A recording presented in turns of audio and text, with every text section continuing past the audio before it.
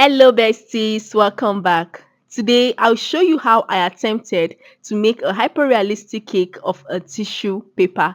So, this tissue paper cake is actually simple if you are able to follow this step by step procedure I'm about to show you. So, this is my cake, and I'm cutting out round circles. Now, the hack I used was that I had to measure the tissue paper I have available at home. I measured the height and also measured the width, and luckily for me it's the same thing with that of my cake, so I don't really need to carve out anything here. So I used my biggest cookies cutters to cut out these three round circle cakes. After that, I began to add my butter icing to stack my cakes together. Then I got one of my cookies cutters, like the smallest cookies cutter, so that I'll be able to cut out, like make that center hole that you normally see in your tissue paper. Please, besties, as usual, do me a favor by liking this video, share this video with your friends, subscribe and follow for more amazing videos like this. Thank you so much for all your support. I really appreciate.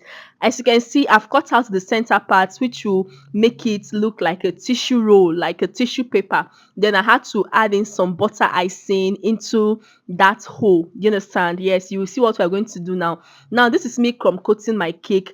At first, it was kind of a little bit shaky, so I had to get my dwell rod, or if you have a skewer stick, you can put it at the center of the cake to hold it firm and to hold it steady. Then you can now hold it up and begin to apply your butter icing.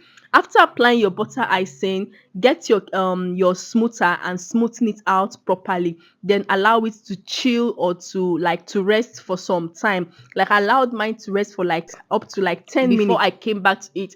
So I've rolled out my fondant icing, and I made sure I measured the width and the height of my cake. Then I had to use one of my flower cutters to just make some impression, this kind of flower like impression on the fondant icing, and I placed it on my cake. Make sure you place your fondant icing on your cake and make sure it covers your cake complete. Please, besties, do me a favor by liking this video, share this video with your friends, subscribe and follow for more amazing and educative tutorials like this. After covering my cake with this fondant icing, I had to get one of my stitches wheel to make some stitches impression on the tissue, because when you look at your tissue properly, you see that there are some kind of line or stitches impression on your tissue. So that's what I just did now, and this is me covering the top of the cake. Make sure you apply a little amount of water before placing your fondant on top of your cake. Then use your scissors to cut out the excess. After using your scissors to cut out the excess, get your fondant smoother and also cut out or remove the excess fondant, the little excess fondant that your scissors cannot even cut. After that, it's now time for us to put in the middle fondant. The middle fondant is just brown color. I used chocolate acabado color to get this light brown color. I rolled it on my rolling pin and had to place it at the middle of my cake. Then used one of my modeling tools to smoothen everything out, and use my knife to cut out the excess, since my wheel cutter cannot enter into the middle of that cake. I had to also, this is me using my wheel cutter, this is like a stitches wheel, to make some line impression, a line like impression on top of the tissue.